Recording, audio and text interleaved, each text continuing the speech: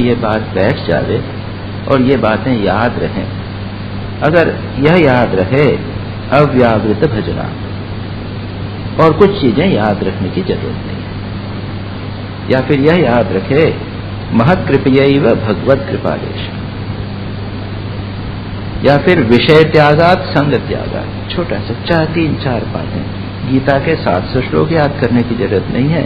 ये छोटी छोटी बातें याद करके उसी को जीवन में उतारें तो पर्याप्त। इसलिए हम जैसे कहते हैं ना कि मैं आपको एक सूत्र बता देता हूँ, तो फिर लोग आते हैं कि देखिए मैं आपको एक हिंट दे देता हूँ, एक छोटी सी बात कह देता हूँ, एक सूत्र दे देता हूँ, बस उसको जीवन में उतारें। यहाँ पर भी नारद जी कुछ छोटे छोटे हिंट्स दे रहे हैं, सूत्र दे रहे हैं, जो उसका इंटेलेक्चुअल दार्शनिक व्याख्या करना ही पर्याप्त आवश्यक नहीं है, उसको जीवन में उतारें। उस चीज को कैसे उतारें उसे समझने के लिए हम यहाँ पर विचार करते हैं, व्याख्या करते हैं। तो यहाँ पर साधना ने जो साधन बताए हैं उसमें पहले कहा नेगेटिव साधन, वह है विषय त्याग और संग त्याग, जिस पर चर्चा हम कर चुके हैं, और अभी उसके आगे और भी आएगा। 43वें से लेकर 50वें सूत्र तक और भी साधन क्या है भक्ति के, ये बहुत महत्वपूर्ण पोर्शन जो हमारे लिए प्रासंगिक है।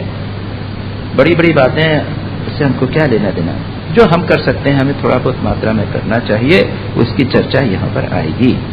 यहाँ पर सबसे पहले कहा था विषय त्याग और संग त्याग, और हमें प्रत्येक सप्ताह असेस करना चाहिए कि हम विषयों से कितने दूर हुए, हमने आसक्ति को कितना दूर किया।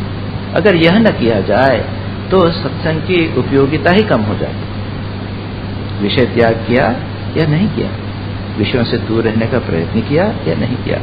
अगर विषय आ ही गए हैं, हम संसार में हैं, गृहस्थी में हैं, परिस्थितियां ऐसी हैं कि चारों ओर विषय हैं, तो उससे हमारी आसक्ति दूर दूर हुई है कि नहीं हुई, हमारे मन में उनसे मन ही मन वैराग्य हुआ है या नहीं। श्री रामकृष्ण जी ये कहते हैं कि मन से त्याग करो, हम मन से त्याग कर पाए हैं कि नहीं, इसको असेस करना। हमें अपने जीवन में उसका मूल्यांकन करके देखना है कि हम कितने आगे बढ़े। उसके बाद में कहते हैं अव्यावृत भजना, पॉजिटिव संग। 40वीं बात कहते हैं निरंतर भगवान का नाम लेते रहे। और स्वामी ब्रह्मानंद जी कहते हैं भगवान के नाम का चक्र सदा चलते रहने दो, सदा चलते रहने दो। और ये हो सकता है अभ्यास के द्वारा, जब कभी भगवान का नाम अगर हम खूब लेवें, एक अभ्यास हो जाएगा जिसकी मैं चर्चा कर चुका हूँ, तो अब भगवान का नाम निरंतर चलता रहेगा। उसके साथ में कहा है लोके भी, भगवान संसार में रहते हुए भी हमें ये करना है। जब जैसी भी स्थिति हो भगवान का भजन, भगवान का नाम लेते रहें, और कभी भी दूसरे वस्तुओं को मौका न दें, विषय चर्चा को, उसको और आगे और महत्व आएगा। और उसके बाद में कहते हैं मुख्य तस्तु महत् कृपया आएगा भगवत कृपादेशात, महान महापुरुषों की कृपा और भगवत कृपा प्राप्त, ये हमारे हाथ में नहीं है। लेकिन इसके आगे क्या कहते हैं, इसमें अभी आएगा 42वें सूत्र को आज हम देखें। तदैव साध्यताम, तदैव साध्यताम, उसे साधन करो, उसका साधन करो, एम्फसाइज करके। देखिए सूत्र में ऐसी विशेषता होती है, सूत्र जो शब्द होता है स्वल्पाक्षरम, वह कुछ स्वल्प अक्षर के लिए पातंजल योग सूत्र पर व्याख्या करते हुए मैंने बताया था सूत्र की डेफिनेशन। सूत्र किसे कहते हैं, वो होता है स्वल्पाक्षरम, असंदिग्धम, सारवत। वहां पर अल्प अक्षर कम, जितने कम अक्षर हो उतने होते हैं, जरा एक भी शब्द व्यर्थ का उपयोग का नहीं होता। और यहां तक कहा जाता है कि सूत्रकार अगर उसमें एक मात्रा भी कम कर सके, सूत्र में एक अक्षर भी अगर कम कर सके, तो उसको ऐसा सुख होता है जैसे पुत्र प्राप्ति का सुख, जैसे मानो पुत्र जन्म हुआ, ऐसा कहना।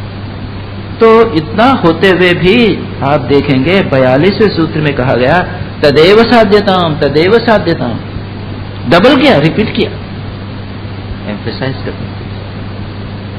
तो क्या साध्य करना है अभी हम देखते हैं।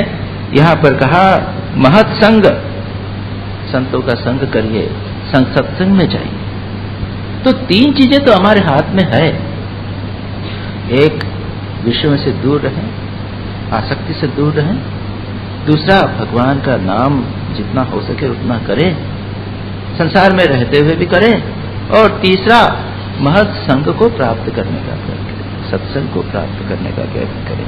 उसके लिए अवश्य कहा है दुर्लभ सच्चे संत का, ऐसे संत का सत्संग जिसके प्रभाव मात्र से परिवर्तन हो जावे, ऐसा दुर्लभ। लेकिन प्राप्त होता है, अमोघ है, अगर हो जावे तो होगा, जाना नहीं जाता।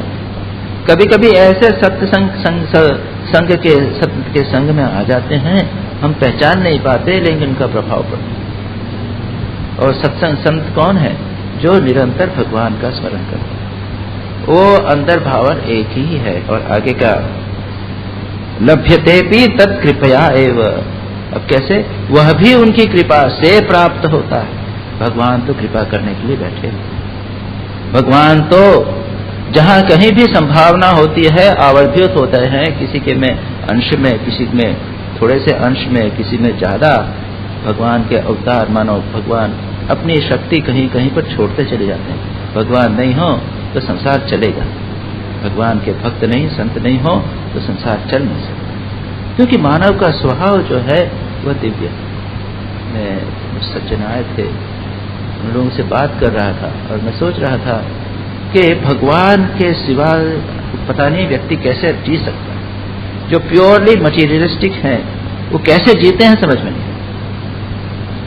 मैं अपने स्वयं की अनुभूति के अनुसार बोल रहा था कि भगवान का चिंतन न करके कोई व्यक्ति कैसे जी सकता है, संसार का चिंतन करके वो व्यक्ति को जीवन में सुख कैसे प्राप्त हो सकता है। मानव का स्वभाव ही तो भगवान है। हमारी आत्मा जो है वो भगवत स्वरूप ही है, वो कभी भी मटीरियलिस्टिक या भौतिकता से जकड़ित नहीं जा सकती। इसलिए भगवान के बिना तो संसार रह ही नहीं सकता। जहां कहीं भी देखेंगे आप मंदिर हैं और कहते हैं कि मंदिर जो है वो कमर्शियल हो गए हैं, भौतिकवाद हो गया है, ये भी हो गया। लेकिन कुछ लोग तो ऐसे हैं जो ठीक ठीक भगवान का भजन करते हैं। और सच्चा संत तो वह है जिसके बारे में चैतन्य महाप्रभु ने कहा है, बंगाली में एक प्रॉवर्ब है कि जिसको देखने से, जिसके सानिध्य में आने से मुंह से भगवान का नाम निकलने लग जाए वो भगवत संत। आप कहीं जाएं, किसी व्यक्ति के पास में कोई भी गेरुआ पहना हो या न गेरुआ पहना हो, यदि वो सचमुच भगवान का भक्त है तो उसके साथ में जाने से आपको लगेगा, आपका स्वभाव बदल जाएगा, आपका मन भगवान में लग जाएगा, भगवान अपने मुंह से भगवान का नाम निकलने लग जाएगा। तो यहां पर कहा लभ्यते अपि तत्कृपया एव, भगवान की और संतों की कृपया से ही क्या प्राप्त होता है? महत् संग, भगवान का महत् संग प्राप्त होता है, भगवान की कृपा प्राप्त होती है। आगे कहते हैं 14वें सूत्र के 41 लेते हैं, तस्मिन् तज्जने भेदा भावात्। पढ़िए, तस्मिन् तत् जने भेद अभावात्। यहां पर कहते हैं तस्मिन यानी उसमें यानी भगवान में, और तज्जने उनके जनों में यानी भगवान के भक्तों में भेद का अभाव। भगवान और भगवान के भक्त में भेद नहीं। मैं अभी यही जो बात कह रहा था। श्री रामकृष्ण को एक विजन हुआ था। श्री रामकृष्ण ने देखा कहीं भागवत का पाठ हो रहा था और भगवान श्री कृष्ण की मूर्ति वहां पर लगी हुई थी, और भगवान की मूर्ति भागवत का पाठ हो रहा था और वे सुन रहे थे। उन्होंने देखा कि भगवान से एक रे आई, एक प्रकाश की लौ आई, उसने भागवत को छुआ और उसके स्वयं के अंदर प्रवेश करी। उससे उन्होंने ये निश्चय किया कि भागवत भक्त और भगवान तीनों एक। भागवत क्या है? भगवान का ही तो रूप है, वो स्थूल रूप भगवान का एक मूर्ति है, यह शब्द रूप है, वो भगवान ही तो है। जो अब यहाँ पर तो परंपरा है, अपने पंजाब में तो गुरु ग्रंथ साहब को और गुरु को अलग मानते ही नहीं, तो बिल्कुल ठीक ही परंपरा। जो ग्रंथ में जितना आविर्भाव भगवान का है उतना और व्यक्ति में भी नहीं। हम तो कहेंगे सब उसके अंदर, आप पढ़िए उसको, आपको क्या मिलेगा? भगवान में तो शुरू से आखिर तक भगवान के नाम का ही तो वर्णन और कुछ तो नहीं है वहां। वो भागवत जो है वह भगवान, और भक्त कौन है? जो भगवान का भजन करता है, भगवान का ध्यान करता है। तो तीनों में अंतर कैसे होगा? और यहां पर भी यही कहा, तस्मिन जने तत् भेदा।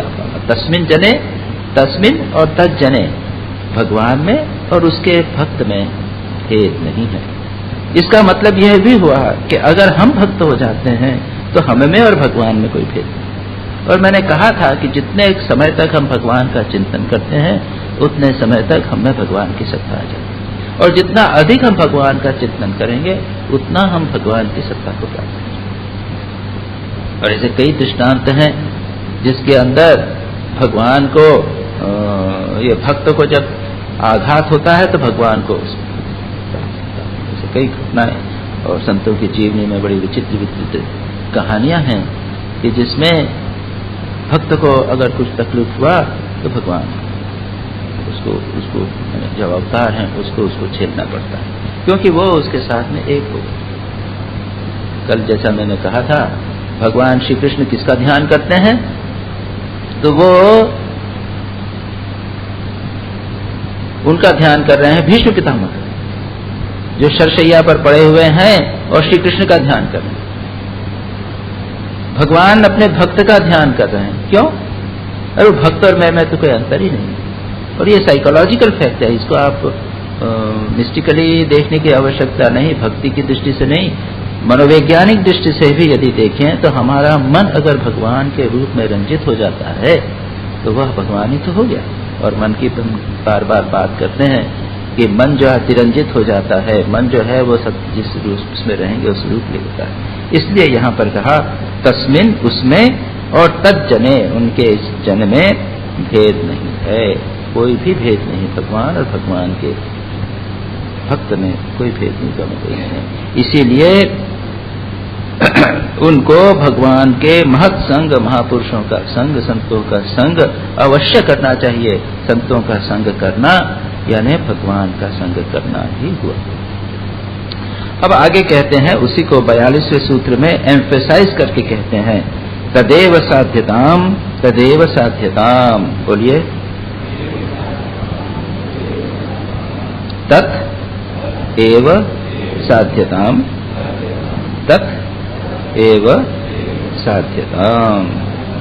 ये आज्ञार्थ विधि वो किया जा रहा है, वो ही करो, एम्फेसिस, आदेश दिया जा रहा है। क्या दिया जा रहा है? उसी को साधो। किसको साधो? अब इस पर व्याख्या हो सकती, किसको साधो? तत्एव, वही एम्फेसिस। किसको? तो आप ले सकते हैं 35वें, 36वें, 37वें, 38वें जितने सूत्र हैं वो सब के सब इसमें आ जाए। कोई लोग कहें कि नहीं, महत्संग जो है उसी को साधन करो, सत्संग ही करो, ओके, ये भी एक व्याख्या है। दूसरे व्याख्या कर सकते हैं कि नहीं, संग त्याग करो, भजन करो, संसार में रहते हुए भगवान करो और सत्संग करो, महत्संग करो, उसकी साधना करो, उसका प्रयत्न करो, भगवान सत्संग में जाने का प्रयत्न करो, कुछ भी करो। सच पूछा जाए तो सत्संग में जाने से कई बातें। एक तो सत्संग में अगर हम गए, किसी सज्जन के महापुरुष के संग में गए तो उनके संग का ही प्रभाव पड़ता है। जैसा मैंने कहा, उसमें वार्ता बातचीत का कोई प्रश्न नहीं, बिना उसके ही। और उसके मैंने कई दृष्टांत आपके समक्ष बताए हैं। श्री रामकृष्ण के पास जाते थे लोग, श्री रामकृष्ण हंसी मजाक करते थे, कोई प्रवचन नहीं दे रहे, हंसी मजाक कर रहे, मन एलिवेट हो जाता था, मन भगवत चिंतन में लग जाता। तुरानंद जी कहते हैं, स्वामी ब्रह्मानंद जी बैठते थे, हंसी मजाक करते थे, ताश खेल रहे हैं, उनके पास लोग आते थे और मन अपने आप ऊपर चलते। स्वामी प्रेमानंद जी, ये ऐसे महापुरुष। और अभी मैं स्वामी विवेकानंद की तोड़ोकारा तोड़ोर के उपन्यास बना है, उसमें वर्णन आता है कि स्वामी विवेकानंद के पास लोग जाते थे, उनका प्रभाव पड़ता था और वो उनका चिंतन बदलता, उनके जीवन की दशा बदल जाती। तो केवल संत के पास जाना ही पर्याप्त है, सच्चे संत के पास। और दूसरी बात होती है जो चर्चा होती है, वार्तालाप होता है, जो विषय होता है वह भी भगवान के विषय होता है, और उसमें हमें कुछ निर्देश प्राप्त होते। जैसे यहाँ पर आए, प्रवचन हुआ, कुछ बातें मिली, निर्देश मिले कि ऐसा करना चाहिए। आपने किसी के पास गए, बातचीत हो रही है, वार्तालाप हुआ, कुछ प्रश्न पूछा, श्री रामकृष्ण वार्तालाप कर रहे हैं, कुछ बातें बता रहे हैं, उससे हमको कुछ गाइडेंस मिले। क्या मिला? अव्यावृत भजन करना चाहिए, विषय से दूर रहना चाहिए, एक्सेट्रा एक्सेट्रा। ये बातें भी अब हमें वहां प्राप्त। सत्संग, सत्साहित्य का अध्ययन, ये सब सत्संग के अंदर ही आता है। स्वाध्याय, इससे हमें निर्देश प्राप्त होते हैं जिनके द्वारा हम अपने जीवन की दिशा को बदल सकते हैं, अपने जीवन को हम ठीक दिशा में लगा सकते हैं। तो बार बार एम्फेसिस करने का मतलब है कि उसको बार बार कह रहे हैं यही करो, यही करो, यही करो।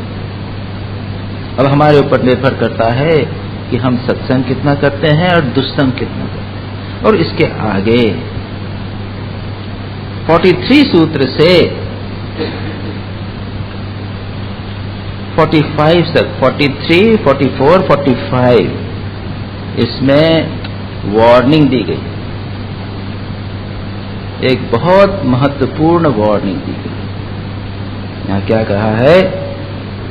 दुस्संगः सर्वथैव त्याज्यः। पढ़िए, दुस्संगः सर्वथा एव त्याज्यः। बहुत इंपॉर्टेंट वार्निंग दी गई। दुस्संगः, बुरा संग, सर्वथा त्याज्य है। सर्वथा इन्हें सभी प्रकार से, सभी अवस्थाओं में, किसी भी कंडीशन में दुस्संग मत कीजिए। बुरे लोगों की कंपनी में, बुरे एटमॉस्फेयर में, बुरे साहित्य को, उसको आप कभी भी उसमें नहीं जाइए। श्री रामकृष्ण तो समाचार पत्र होता था तो उसको वे यहाँ पड़ा हुआ था न्यूज़पेपर, उसके तो उठा लो बाबा यहाँ से, तो उसको गंगा जल डाल, वो भी दुस्संग है। और आजकल तो समाचार पत्र और भी दुस्संग। आज से 100 साल पहले श्री रामकृष्ण ये करते थे। यहाँ पे विषयी चर्चा है, और आजकल तो इसमें ऐसी खराब चर्चा है कि जो आप स्पर्श नहीं कर सकते, देख भी नहीं सकते। श्री रामकृष्ण तो किसी भी अपवित्र व्यक्ति को पास में फटकने ही नहीं दे पाते। दूर से समा देख लेते, कोई आदमी आ रहा तो उसको पता चल जाता था, वो अपने कमरे में भर जाते थे, उसको बोल दो वहीं से चला जाए। ये श्री रामकृष्ण ने दृष्टांत बताए हैं हमारे सामने कि कितना केयरफुल होना चाहिए। और यहाँ से जो 3 सूत्र हैं ये बहुत महत्वपूर्ण है साधक के लिए। जो साधना करना चाहता है, भगवान में मन लगाना चाहता है, उनके लिए ये 3 सूत्र अत्यंत महत्वपूर्ण। और विशेषकर हम लोग जो एक मोनास्टिक लाइफ लीड करना चाहते हैं और नए नए ब्रह्मचारी लोग आते हैं, हम लोगों के लिए बड़े स्ट्रिक्ट रूल्स बनाए गए। ये दुस्संग सर्वथैव त्याज्य। तो दुस्संग जो है वो लोगों का भी होता है, और आजकल तो मीडिया के माध्यम से भयानक दुस्संग आता है। तो उस दुस्संग को सर्वथा, सभी प्रकार से, सदा सदा सर्वथा त्याज्य। और यहां पर कभी यह नहीं करना है कि भाई सभी भगवान। श्री रामकृष्ण ने एक वेश्या में मां जगदम्बा को देखा था, लेकिन श्री रामकृष्ण देख सकते थे। स्वामी विवेकानंद अमेरिका में एक ही घर में रहते थे जिस घर में महिलाएं रहती थी। उनके साथ में मिसेस ब्लॉजेट सैन फ्रांसिस में, लॉस एंजलिस में आई थी, और उन्होंने कहा था लॉस एंजलिस में टर्क स्ट्रीट में रहते थे। 3-4 रूम का अपार्टमेंट था, एक कमरे में मिसेस ब्लॉजेट रहती थी, एक कमरे में स्वामी विवेकानंद। वे कर सकते हैं लेकिन हम नहीं कर सकते। और यहाँ पर बहुत सावधानी बरतनी चाहिए। यह बात सर्वत्र सभी शास्त्रों में कही गई है, उपनिषदों से प्रारंभ करके। उपनिषदों में कहते हैं, आचार्य स्वयं तैत्रीय उपनिषद में कहते हैं, ज्ञानी एव सुचरितानि तानि त्वया उपासव्यानि नो इतराणि। हमने जो कर्म किए हैं, जो हमारे सुचरित्र हैं, उनका ही आचरण करो, हमारे दुष्चरित्र का आचरण नहीं। स्वामी विवेकानंद कहते हैं कि मैं जो तुमको कह रहा हूं वह करो, जो मैंने किया है, जो मैं कर रहा हूं वो उसका अनुसरण मत करना। क्यों? स्वामी विवेकानंद उस ऊंची स्थिति पर प्रतिष्ठित हो गए थे कि जहां से उनके लिए कोई खतरा नहीं था। स्वामी विज्ञानानंद जी को श्री रामकृष्ण ने इस संबंध में एक बहुत स्ट्रॉन्ग वार्निंग दी थी। स्वामी विज्ञानानंद जी भी श्री रामकृष्ण के शिष्य थे, अंतिम शिष्य कह सकते हैं आप। 16 शिष्यों में, अंतरंग सन्यासी शिष्य में अंतिम सबसे बाद में आए थे। और उन्होंने एक दिन स्वामी श्री रामकृष्ण ने कहा था कि देख, स्त्रियों की तरफ देखना भी मत। तो उनके वो वहां पर रहते थे इलाहाबाद में। तो हमारे यहाँ पे एक कहावत चल रही है कि इलाहाबाद में विज्ञानानंद जी के मठ में एक मादा मक्खी भी नहीं घुस सकती थी। इतने स्ट्रिक्ट थे अपने व्यवहार के साथ। और जब स्वामी विवेकानंद बिल्कुल विपरीत, तो उन्होंने स्वामी विवेकानंद से एक दिन पूछ ही लिया, मोशाय, महाशय बंगाली में कहते मोशाय, ठाकुर ने तो हमको कहा था कि स्त्रियों को देखना भी मत, बिल्कुल हमेशा दूर रहना, और आप तो हमेशा घूमते रहे अमेरिका में, हमेशा स्त्रियों के साथ घूमते रहे। स्वामी विवेकानंद का चेहरा लाल हो गया। फिर थोड़ा शांत होकर उनका, देख, तुझे जो इंस्ट्रक्शन गुरु ने दी है तू इसका पालन कर। मुझे उन्होंने ये इंस्ट्रक्शन नहीं दी, लेकिन जानता है उनकी कृपा से मुझ में ये लिंग भेद पूरी तरह से नष्ट है।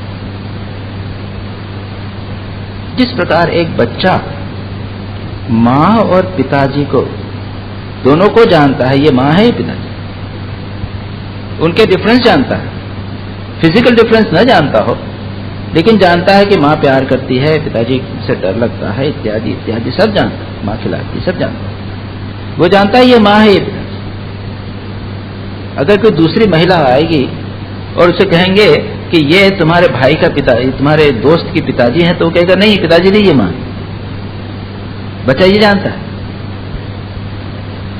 लेकिन क्या उसको लिंग भेद है? ठीक उसी प्रकार से स्वामी विवेकानंद में किसी भी प्रकार का लिंग भेद नहीं था, सेक्स डिफरेंशिएशन ही वो उसके ऊपर थे। इसलिए वो वहां पर अमेरिका में निर्दोष रूप से, निर्दाग रूप से वहां पर रह सके थे, और वो संग त्याग का जो वो है उसके ऊपर चले। जब तक हम ऊपर नहीं जाते हैं तब तक यह बात हमें मानना ही चाहिए। One has to be very careful about it. तो यहाँ पर तो खैर मैंने एक दृष्टांत के रूप में बात प्रसंगवश कहा है। यहाँ पर कहा गया है दुस्संगः सर्वदैव त्यागः। उच्च स्थिति में आने पर सत्संग और दुस्संग आप दोनों उससे ऊपर चले जाएंगे, तब सर्वत्र भगवान ही है, उसकी बात नहीं करते। दुस्संगः सर्वथा त्यागना है, और सत्संग की बात पहले ही कर दिया है, कहा है महत्संगः, महत्संग करना है। लेकिन नेगेटिव एस्पेक्ट को आप एम्फसाइज कर रहे हैं, क्योंकि याद रखिए हमारा मन स्वभाव से निम्नगामी। जब तक हमारा मगज चिंतन का स्वभाव नहीं बन जाता तब तक हमें सावधान रहना चाहिए, हमारा मन सदा निम्नगामी रहे। जैसे आप कोई नदी बह रही, गंगा बह रही, मैं इसलिए बनारस में बेलूर मठ में वहां तो सब गंगा है, नदी में हल्का हल्का पानी बहता है। अभी आप अगर जाके देखेंगे लगता है कि बह नहीं रहा है, लेकिन थोड़ा सा बहाव तो है। उसमें आप तैरना चाहें बीच में चले जाइए। ये गंगा तो शांत है, यहीं रहेंगे, आप रहेंगे क्या वहां पे? थोड़ी देर में आप बीच चले जाएंगे। उस स्थान पर बने रहने के लिए भी आपको विपरीत दिशा में हाथ पैर मारने पड़े। यदि दशाश्वमेध घाट है, वहां पर अहिल्या घाट है, उसके सामने आप रहना चाहते हो पानी में, अगर नौका में ही बैठा रहना चाहते हैं, हम यहीं रहेंगे। क्या है, अब जैसे कुछ उत्सव हुआ, जब विसर्जन होता है अपने ये इनकी दुर्गा पूजा के समय सब मूर्तियां ले जाते हैं, तो सब लोग उधर चले जाते हैं, देखते हैं, नौका से बैठ कर देखते हैं क्या क्या होता है। बेलूर मठ में ये श्री रामकृष्ण का जन्मदिन आएगा, उसके बाद का जो संडे आता है उस दिन विशेष उत्सव होता है, तो सारा दिन जो है वो स्पेशल फंक्शन होता है। और उस दिन शाम के समय आतिशबाजी होती है। बेलूर मठ के घाट के ऊपर एक रेलिंग लगाकर वहां पे बहुत अच्छी आतिशबाजी होती है, करीब घंटे भर तक बहुत अच्छे फायरवर्क्स होते हैं, एक उत्सव होता है, आनंद मनाया जाता है। उसको देखने के लिए हजारों लोग आके इधर खड़े रहते हैं। कुछ लोग नौका में जाके उधर बैठ खड़े रहते हैं, गंगा के उस पार, गंगा में खड़े रहते हैं, नौका में, नौका अपनी अपनी नौका करके, अपने नौका को रेंट करके वहां बैठे।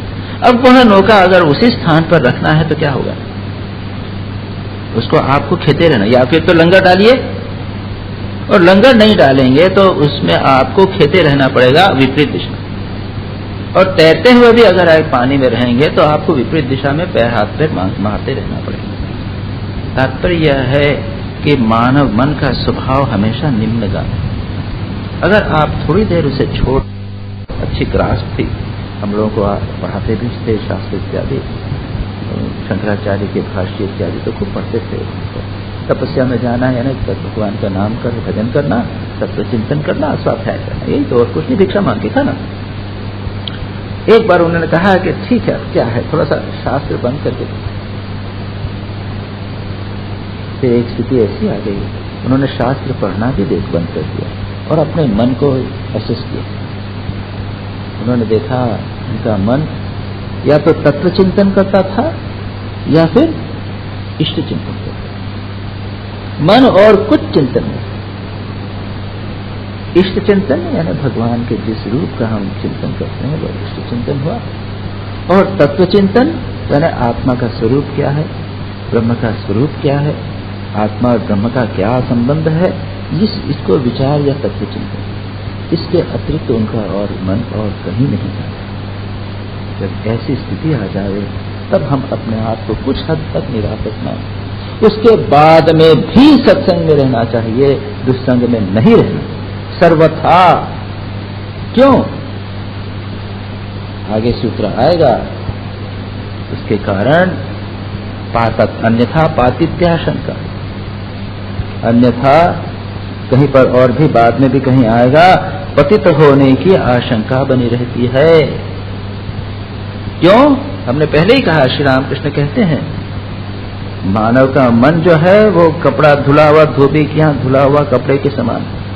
कॉन्शियस मन चाहे कैसा भी हो, आप जिस रखेंगे उस वातावरण उसका प्रभाव अवश्य पड़ेगा। कई कहानियां इसके संबंध में। एक बहुत त्यागी संत थे, वो राजा के पास आए, राजा बहुत प्रसन्न हुआ और उन्होंने उनको कहा कि आप मेरे पास आके रहे। ठीक है, रह गए, कुछ दिन रहे, और एक दिन पता नहीं उनके मन में क्या लोभ आ गया। तो लोभ आया, वो कुछ वहां पे कुछ वैल्यूएबल कुछ वस्तु पड़ा होगा, जवाहर सोना चांदी कुछ पड़ा होगा, वो लेकर भाग गए। लोगों ने ढूंढा, कहाँ गए साधु बाबा, कहाँ गए, वो चीज कहाँ गई। खूब ढूंढा, कुछ नहीं मिला।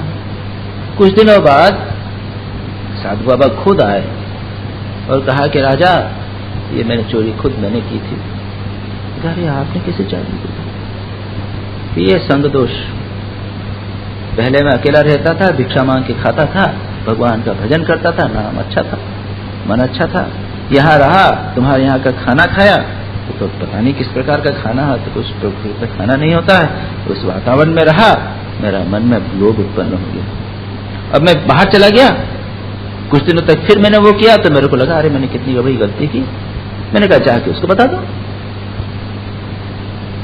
चाहे कितने भी हम ऊंचे हो जावे, फिर भी संग के दृष्टि से बड़े सावधान रहना चाहिए। यह बात यहाँ पर कही गई है, और अभी हम और देखेंगे। दुस्संग सर्वथैव त्याज्य। श्री रामकृष्ण इस संबंध में बहुत सजग थे अपने शिष्यों के प्रति, और ये शिष्य जो युवक शिष्य थे, स्वामी विवेकानंद, जो नरेंद्रनाथ दत्त थे, योगानंद, इन सभी के संबंध में बहुत सावधान। स्वामी विवेकानंद गिरीश चंद्र घोष से बातचीत करते थे। अब गिरीश चंद्र घोष के मैंने आपको कई बार वर्णन किया है, बहुत उच्च कोटि के संत थे, आप जानते हैं। वो उसमें कल ही मैंने बताया, ऐसी शरणागति कि उसके बाद में गला सूख रहा है, लेकिन वो गिलास उठा नहीं रहे हैं। पता नहीं भगवान की कृपा है कि उनकी इच्छा है कि नहीं, पूर्ण रूप से सेल्फ सरेंडर। यहां तक कि जब श्री रामकृष्ण के अंतिम अवस्था में स्वामी अद्वैतानंद, जो बाद में अद्वैतानंद हुए, बूढ़ो गोपाल हम कहते थे, उन्होंने 12 गेरुए वस्त्र दिए। उन्होंने कहा कि ये 12 वस्त्र मैं ये गंगा सागर जा रहे साधुओं में इसको मैं देना चाहता हूं, दान करना चाहता हूं। श्री रामकृष्ण ने कहा कि उनको क्यों देते हो, ये जो मेरे बच्चे हैं, ये जो आगे चल के ये सन्यासी होने वाले हैं, ये मेरे जो डिसाइपल्स हैं, उनको तो दे। तो 11 वस्त्र तो वितरित किए गए। जो युवक सन्यासी होने वाले थे, नरेंद्रनाथ, राखाल, लाटू, बाबूराम, इनको दिए गए, जो आगे चलकर विवेकानंद, ब्रह्मानंद, प्रेमानंद, अद्भुतानंद हुए। और एक वस्त्र किसको दिया? गिरीश चंद्र घोष के लिए रखा। जो गृहस्थ थे, एक सिचुएशन ऐसी थी, जो व्यभिचारी थे, शराबी थे, वो कहते थे मैंने ऐसा कोई पाप नहीं किया, ऐसा कोई पाप नहीं है जो मैंने नहीं किया। ऐसे गिरीश चंद्र घोष ऐसे परिवर्तित हो गए, ऐसे महान संत बने। लेकिन और स्वामी विवेकानंद जब युवक थे, गिरीश चंद्र घोष से मिलते थे, सब अच्छी बातें होती थी, श्री रामकृष्ण के संबंध में बातें होती थी। लेकिन स्वामी विवेकानंद श्री रामकृष्ण ने एक दिन पूछा नरेंद्र से, उनको पता चला, तो उन्होंने कहा क्या रे नरेंद्र, तू गिरीश के घर जाता है? यहाँ जाता हूं। तो कह रहे वो तो गृहस्थ है, उसका तो जीवन कैसा है जानता है? क्योंकि हाँ जानता तो हूं, लेकिन अब तो वो अच्छा है, अब तो उसका जीवन परिवर्तित हो गया, अब तो उसने सब चीजें छोड़ रहा है। बाद में तो उन्होंने शराब तक छोड़ दी थी, वो तो भक्त हो रहे हैं। तो श्री रामकृष्ण क्या कहते हैं? अरे लहसुन की कटोरी के अंदर, लहसुन की कटोरी को चाहे कितना भी लहसुन रखा हो, आपने बनाया हो, उसको चाहे कितना भी साफ करो, गंध क्या जाती है, वो तो रही जाती है, वहां मत जाएगा। ऑफ कोर्स उसके बाद गिरीश को जब ये बात पता चली तो उसको बहुत बुरा लगा। वो आए श्री रामकृष्ण के पास और कहा कि महाराज, ऐसे ही कहा, सीधा पूछा, क्या लहसुन की गंध जाएगी? श्री रामकृष्ण ने कहा जाएगी। उसमें ज्ञानाग्नि रख दो, आग यदि डाल दो उसमें कप में, उस कटोरी में, तो वो गंध चली जाएगी। ज्ञानाग्नि या भक्ति की अग्नि रख दो तो चली जाएगी। बाद में चली भी गई थी।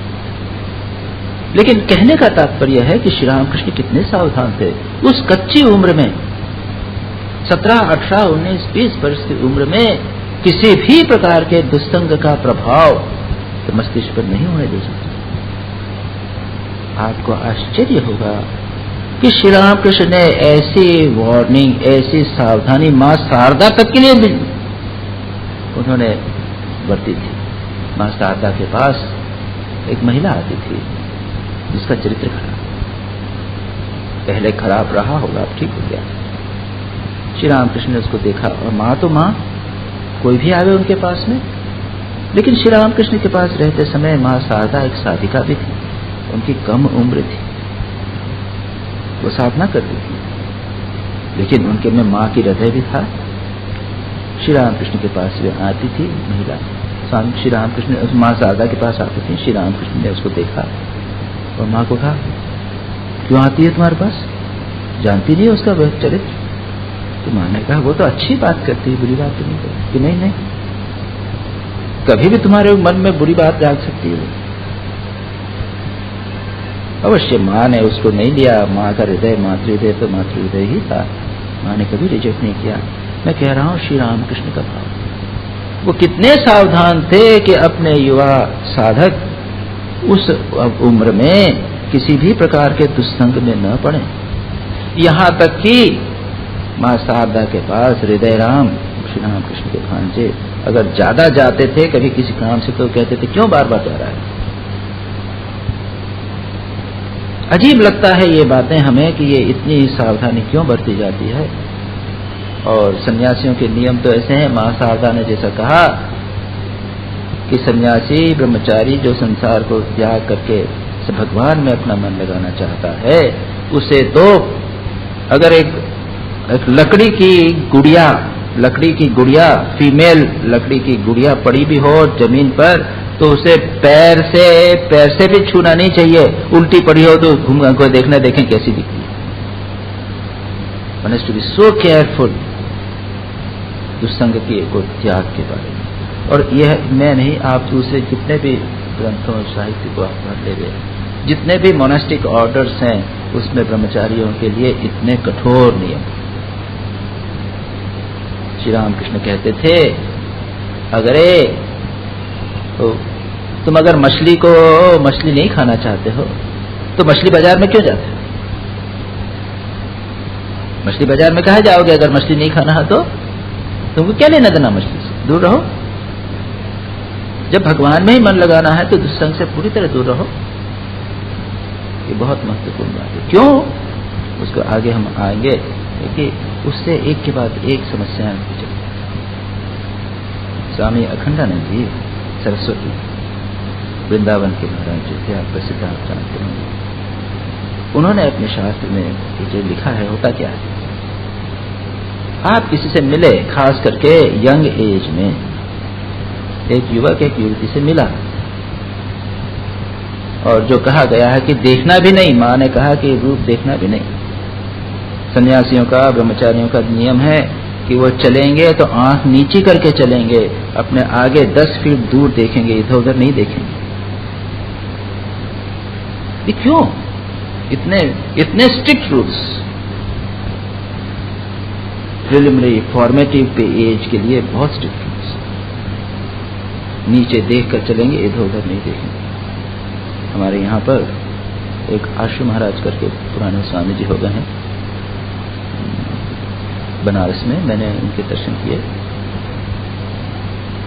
उनको महापुरुष महाराज ने दीक्षा दी थी और कहा था कि काशी में रहो, तुम यही सेवा करो। सारा जीवन उन्होंने काशी में निकाला। वो खेती का काम था, किसान का काम।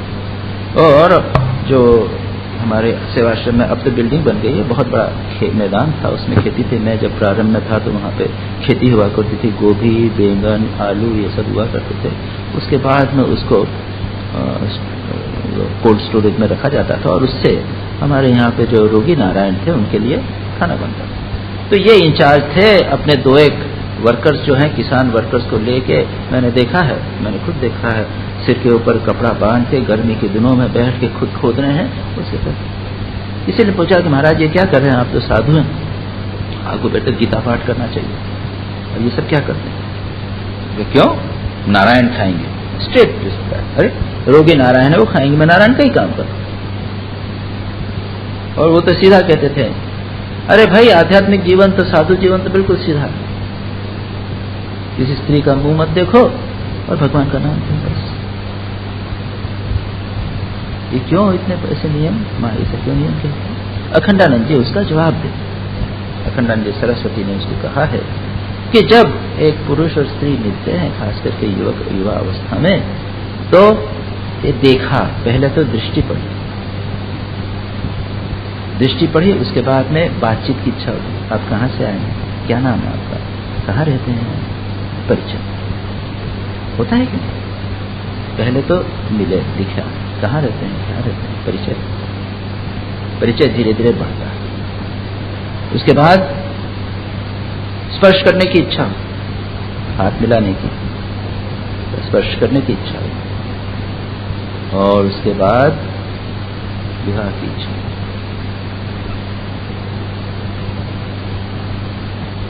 स्वामी यतीश्वरानंद जी महाराज ने, एक सन्यासी जब अमेरिका जा रहे थे, पोस्टिंग हो रहा था उनका, कि महाराज इंस्ट्रक्शंस क्या हैं,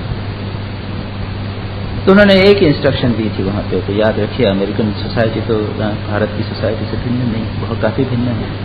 वहाँ पे फ्री मिक्सिंग है, स्त्री पुरुष लोग तो रहते ही हैं और सब हाथ मिलाते हैं और महिलाओं का अधिक वर्चस्व है। उन्होंने एक इंस्ट्रक्शन दिया, don't shake hands with women, don't touch with. तुमको बाध्य होकर बात करना पड़ेगा लेकिन स्पर्श नहीं। कहीं तो लिमिट रखना पड़ेगा, रोकना पड़ेगा। क्यों? नहीं तो एक के बाद एक समस्याएं बढ़ती चली जाती। तो इस सूत्र का बहुत बड़ा महत्व है, खास करके साधकों के लिए। एक हमको बहुत ही सावधान रहना चाहिए विषय के संबंध में, और विषय से केवल विपरीत सेक्स के व्यक्ति के संबंध नहीं, खाने की जिह्वा के संबंध में, स्पर्श की, देखने की इच्छा, अच्छा दृश्य देखने की इच्छा, घूमने फिरने की इच्छा, और उसमें जहां पर भी आध्यात्मिक चीज नहीं हो उसके संबंध। तो क्या दुस्संग सर्वथैव त्याज्य। अब आगे चलिए,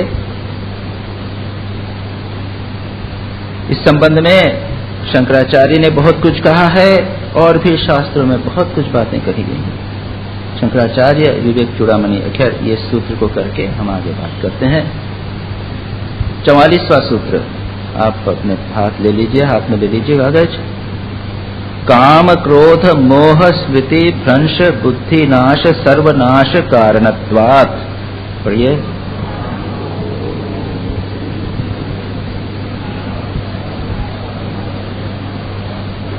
काम क्रोध मोह स्मृति भ्रंश बुद्धिनाश सर्वनाश कारणत्वात्।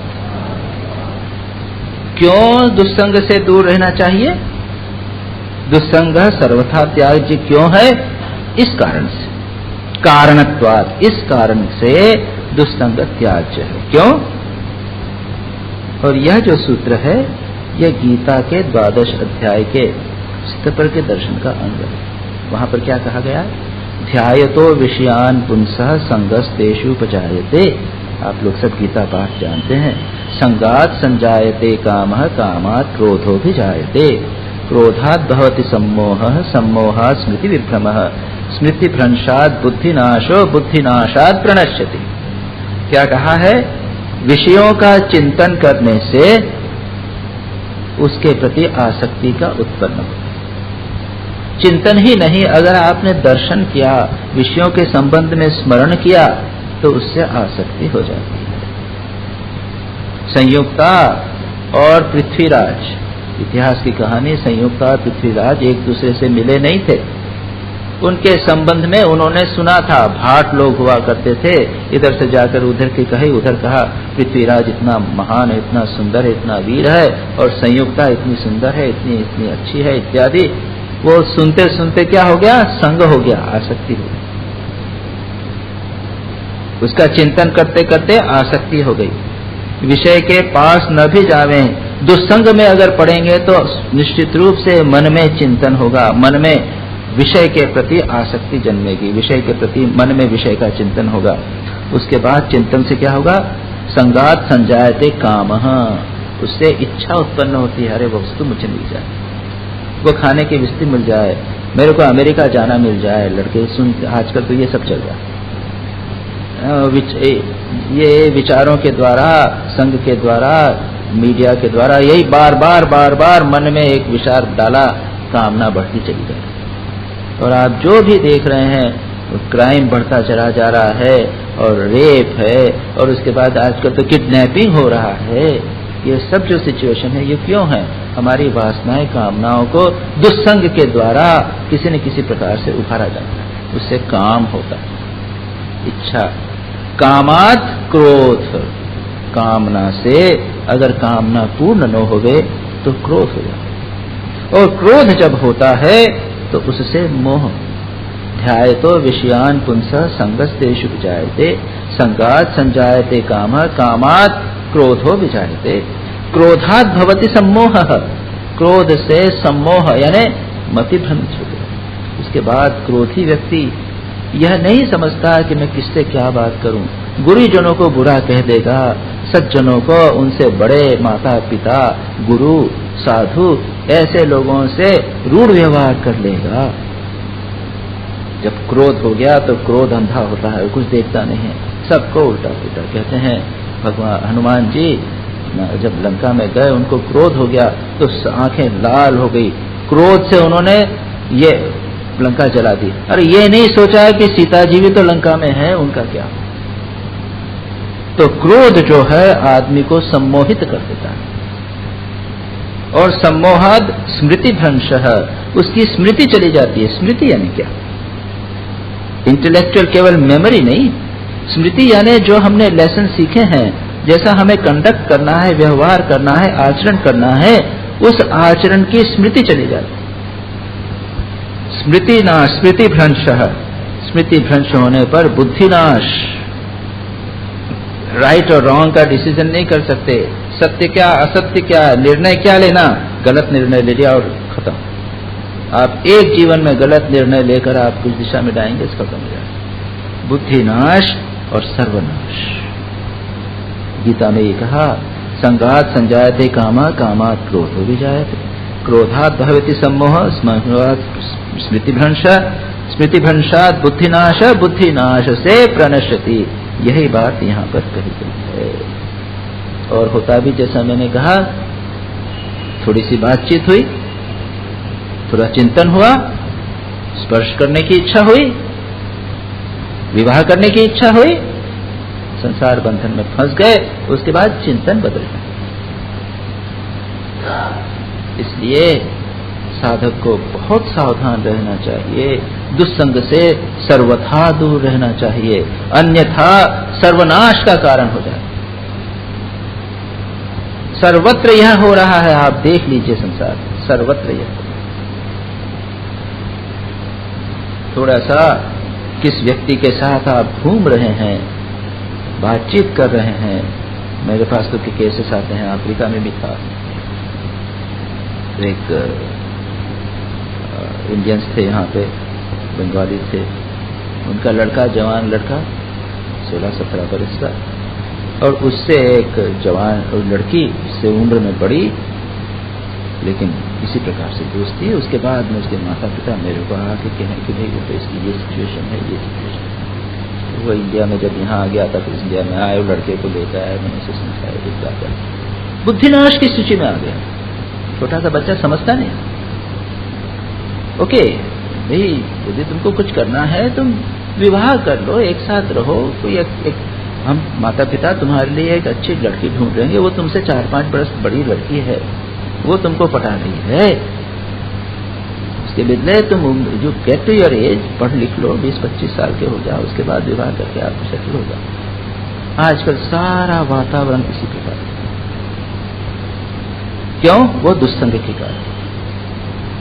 भगवान ने गीता में इतने अध्याय तो सब पॉजिटिव कहे हैं, लेकिन एक अध्याय 16वां अध्याय, 16वें अध्याय को दैवासुर संपद विभाग योग है। 16वें अध्याय में भगवान ने क्या किया?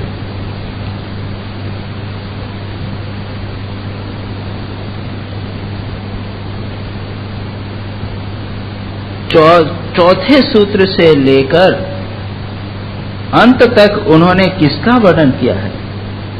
आसुरी संपद, बुरी बातों का, दुर्गुणों का, जिन लोगों में होता है, दंभ, दर्प, मोह इत्यादि, वासना वाले लोग, अहंकारी लोग, वो कैसा सोचते हैं, उसका सारा का सारा वर्णन किया। तो यह भी आवश्यक है कि संसार का जो बुरा पक्ष है, आसुरी पक्ष है, उसके हमें ध्यान रखें। इसलिए इससे हम दुर्गुण से, दुस्संग से बच सकेंगे। जहां कहीं भी हम ऐसे देखें दंभ, दर्प, कामी, क्रोधी व्यक्ति देखें जो हमें उस दिशा में प्रेरित करने का प्रयत्न करें, तो हमें सावधान रहना चाहिए। और साधक इस बात को, जो सच्चा साधक है, वो इस बात को बड़ी सेंसिटिव हो जाता है उसके बारे में। अगर आप सचमुच साधना करें, हम तो जानते हैं, मेडिकल कॉलेज में थे और साधना करते थे, हम जानते थे कि उसके चारों तरफ का एटमॉस्फेयर, हमारे मित्र लोग कैसे हैं, क्या बातचीत करते हैं, कैसा व्यवहार करते हैं, उनका आचरण क्या है। और ऐसे में बिना सत्संग के व्यक्ति बच नहीं सकता। ये बहुत दुर्भाग्य की बात है कि दुस्संग सर्वत्र पूर्ण रूप से विद्यमान है। भगवान ने केवल एक अध्याय में उसका वर्णन कर दिया, हमें सावधान कर दिया है कि भाई देखो ये चीजें हैं, इनसे तुम सावधान। शंकराचार्य अपने विवेक चूड़ामणि में एक बहुत अच्छा सूत्र, इसी जो मैंने अभी गीता का बताया, काम क्रोध मोह स्मृति भ्रंश बुद्धिनाश सर्वनाश, यह जो श्रृंखला बताई है, इस श्रृंखला के संबंध में शंकराचार्य ने एक बहुत ही सुंदर श्लोक कहा है विवेक चूड़ामणि। लक्ष्यत्युदम चेद यदि चिश्चित्तमीशत बहिर्मुखम सन्निपते ततः ततः प्रमादतः कच्चित केलिकंदुकः सोपान पंक्तो पतितो यथा। वो कहते हैं प्रमादतः, प्रमादतः ने लापरवाही से। साधक को इतना सावधान रहना चाहिए, लापरवाही किसी भी प्रकार की नहीं करना चाहिए कि किसी प्रकार से विषय का, दुस्संग का उस पर प्रभाव पड़े। कहते हैं कि प्रमादतः, लापरवाही से आप सीढ़ी पर चढ़ रहे हैं, ऊपर चढ़ गए हैं, ऊपर खड़े हुए हैं, आपके हाथ में गेंद, आप ऐसा कर रहे हैं, गेंद लापरवाही से आपके हाथ से छूट गई, पहली सीढ़ी पर गिरी। पहली सीढ़ी पर गिरेगी तो क्या होगा, उसके बाद में वो जंप करके दूसरी सीढ़ी पर, दूसरी सीढ़ी पर गिरेगी, उसके बाद क्या तीसरी पर गिरेगी, उसके बाद कौन सी सीढ़ी पर गिरेगी, तीसरी पर नहीं गिरेगी, चौथी पे गिरेगी, चौथी के बाद कहां गिरेगी, आठवीं पे गिरेगी। तब तक मोमेंटम पा लिया ना उसने वेग पा लिया है। पहला तो धीरे से गिरा, उसके बाद 2 सीढ़ी बाद गिरा, उसके बाद 4 सीढ़ी, 4 सीढ़ी के बाद 8 सीढ़ी, 16 सीढ़ी। इसलिए कहते हैं लक्ष्य चित्तम चेत यदि चित्तम ईशत, चित्त जो है वह ईशत किंचित मात्र भी लक्ष्य से अगर चित्त हो जाए, हमारा लक्ष्य क्या है, भगवत दर्शन, मोक्ष, साक्षात्कार, उस लक्ष्य से अगर किंचित मात्र, ये तो बहुत बड़ी बात कर रहे हैं, संग त्याग से, दुस्संग की समस्या से भी अधिक डिफिकल्ट, अधिक सावधानी की बात कर रहे हैं, लक्ष्य से भी अगर मन च्युत हो जावे। और याद रखिए साधक के जीवन में कई समस्याएं आती हैं, उसमें श्री रामकृष्ण कहते हैं काम कांचन से बचना है, काम कांचन और कीर्ति, ये 3 क कह लीजिए, आजकल कंप्यूटर भी हो गया, काम कांचन कीर्ति और कंप्यूटर। तो काम कांचन के प्रति व्यक्ति सावधान है, लेकिन कीर्ति आ जाती है, सो साधु हुए, काम कांचन से दूर है, कीर्ति नाम यश मिलता, उससे भी सावधान। लेकिन एक समस्या आ जाती है जो उतने सावधान व्यक्ति में भी हो जाती है, उसके जीवन में प्रमाद, या जिसे कहते हैं जो साधु बना था, साधक था, प्रारंभ में खूब इंटेंसिटी थी, वो ढीला पड़ गया, और लक्ष्य जो है उस पर तेजी से जाने के बदले ढीला हो जाता। ये एक बहुत बड़ी समस्या साधक जीवन में। एक तो लक्ष्य ही, हम लोगों का तो पता नहीं क्या लक्ष्य, हमारे तो सभी लक्ष्य, अधिकांश अर्थ और काम लक्ष्य, लोकेश ना कुछ संसार में नाम यश आ जाए बोल जाए। बहुत कम लोगों का लक्ष्य होता है भगवत दर्शन, और जो साधक लक्ष्य बना लिया है, विवेक चूड़ामणि में यही बात कर रहे हैं ना, ब्रह्म ज्ञान की बात कर रहे हैं, कथम तरेयम भव सिंधु में तत्, भव संसार को त्याग कैसे करूंगा, यह शब्द लेकर वो साधक जो आता है गुरु के पास जाता है कि मैं संसार से कैसे तारूं प्रभु, संसार की ज्वाला से मैं जल रहा हूं, मुझे उबार दे। तो यह हमने लक्ष्य बनाया, संसार की ज्वाला से निकलना, संसार सागर से मोक्ष प्राप्त करना। लेकिन काम क्रोध से तो बच जाते हैं, क्योंकि वो तो बहुत क्लियरली बाधक है, कीर्ति से भी शायद बच गए, लेकिन लक्ष्य के प्रति जिस तीव्रता से जाना है वो तीव्रता कम हो जाती है, इंटेंसिटी कम हो जाती है, हमारे जीवन में ढीलापन आ जाता है, और ये ढीलापन अंतिम दिन तक नहीं चलना चाहिए, सारे लास्ट डे पर्यंत उस जिस तीव्रता से हमने साधना जीवन का प्रारंभ किया है, उस तीव्रता से वो साधना जीवन बना रहना चाहिए। ये बहुत महत्वपूर्ण है। यहां पर कहते हैं कि किंचित भी अगर लक्ष्य से मन च्युत हुआ और बहिर्मुखी हुआ, यहां पर दुस्संग की बात विवेक नारद भक्ति सूत्र में कहा है, दुस्संग सर्वते त्याग। यहां पर तो कहते हैं कि बहिर्मुखी होना ही दुस्संग।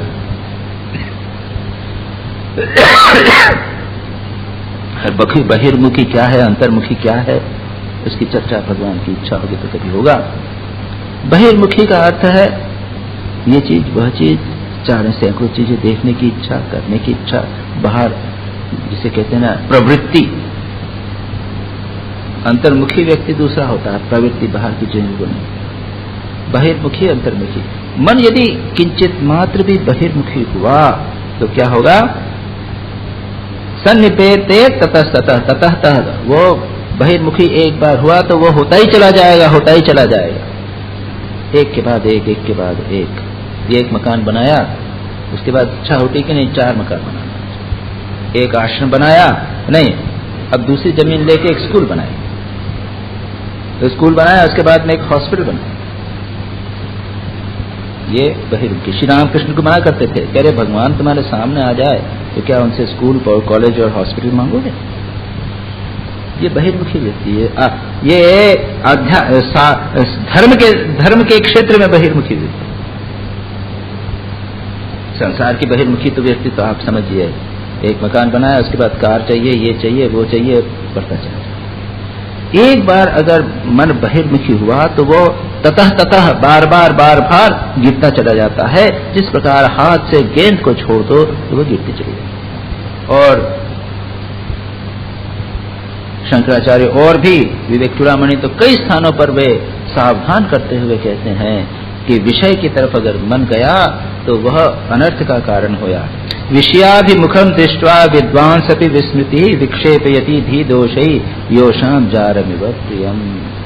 अगर एक विषयाभिमुख विद्वान है, एक विद्वान है, पंडित है, बहुत पढ़ा लिखा है, गीता शास्त्र इत्यादि सब पढ़ता है, लेकिन अगर उसका मन विषयाभिमुख हुआ, अगर वो दुस्तंग में पड़ा तो ये विद्वत्ता परी रह जाएगी।